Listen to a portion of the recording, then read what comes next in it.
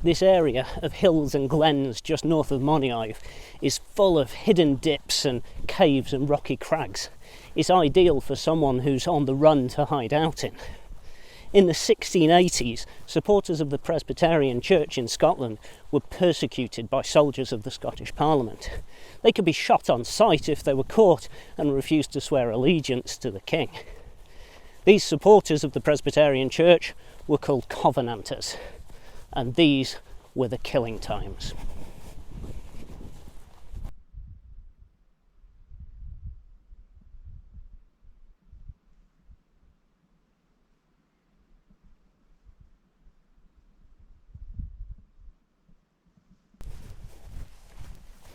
Many of the local Covenanters would come out to these hills to hide out.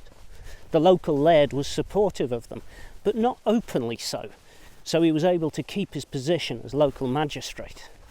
This meant that he heard when the soldiers were going to be in the area searching for the outlaws, and at these times he would go to a trusted servant and say, "The ravens and the corbies are wheeling low round the craig tonight. I fear we will have a storm tonight or early tomorrow morning." And that would be the code, and the servant would know to go out to those on the hills and warn them to get to a safe hiding place.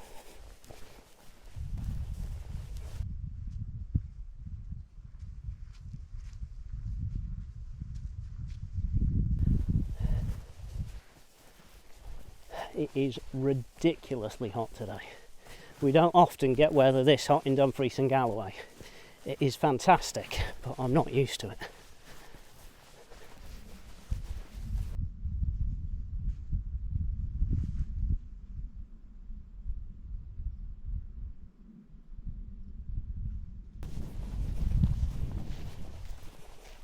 Margaret Gracie was a young woman who lived at the time in a farm at the top of the Shinnell Glen. It's just a couple of miles over there.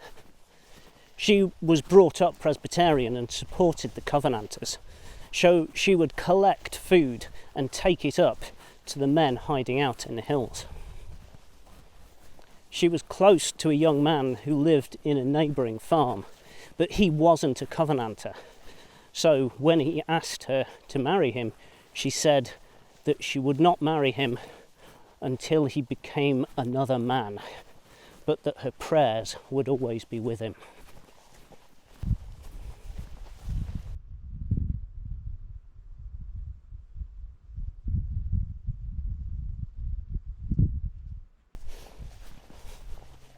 The young man was enraged by this, and a few days later, when he saw some soldiers passing by his house, he stopped them and told them of Margaret's activities.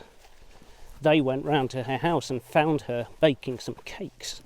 They asked her if the cakes were there to be taken to the men out in the hills. She replied that she often took food out to the men in the hills when they were cutting peat or shearing sheep. And unable to prove that the food was for the Covenanters, they left. But from that moment on, every time she went out into the hills, she was hounded by the soldiers.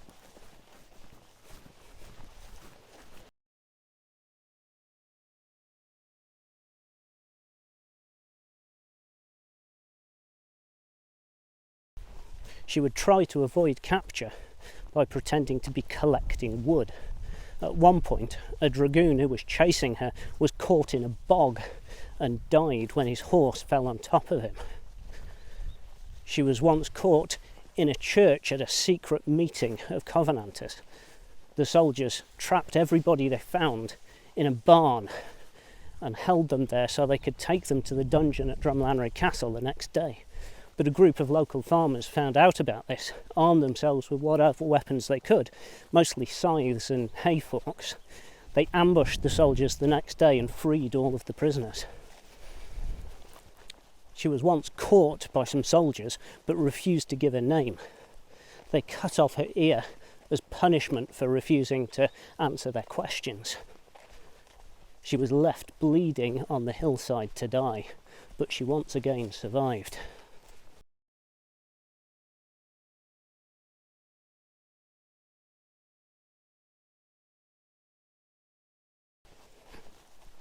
Throughout all of this, Margaret continued to bring food to the men in the hills.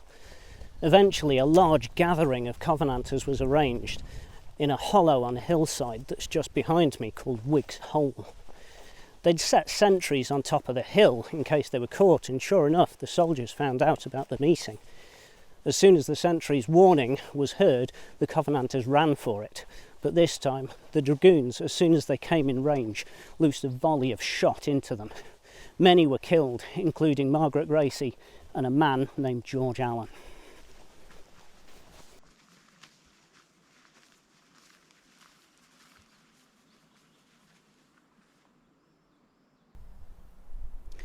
The entire of this story comes from a magazine article published in 1855.